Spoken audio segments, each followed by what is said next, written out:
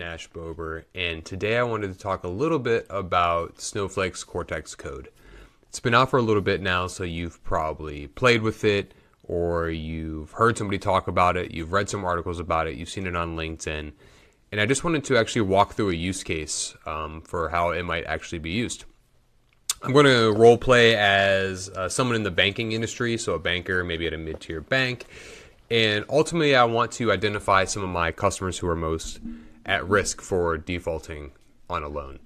But first things first, I actually don't have any of this data created. So I'm going to have Coco create some synthetic data for me that we can play with. So the first thing I'm going to do is have it create a table called loan applications and just put a ton of fake data in there for me.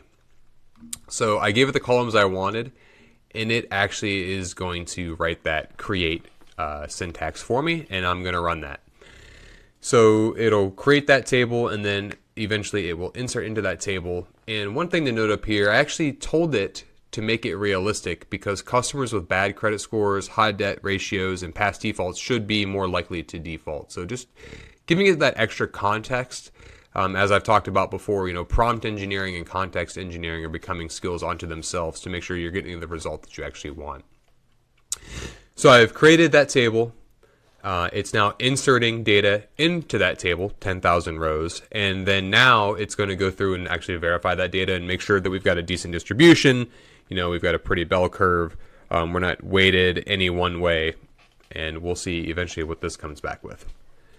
So created that table, and here's a multitude of risk factors and the default rate within that. So overall, about 25% default rate.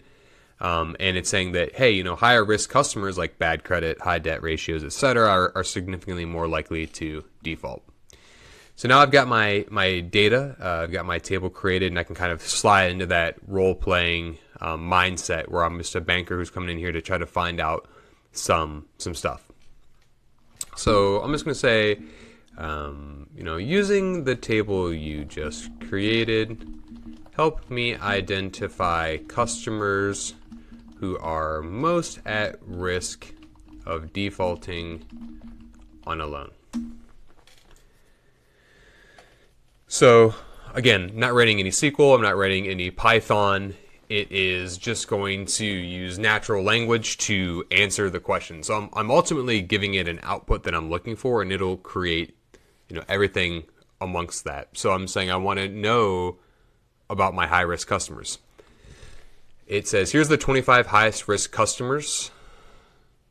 Boy, it's still typing. Based on the composite risk score. So if you've got a low credit score, that's 40 points. If you've got a debt ratio over 50%, that's 25 points. Your income's less than 30 grand, that's 10 points.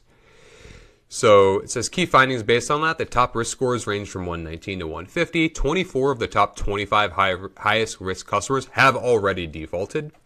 And a common pattern it's noticing is multiple prior defaults, there's poor credit scores, and there's high debt to income ratios.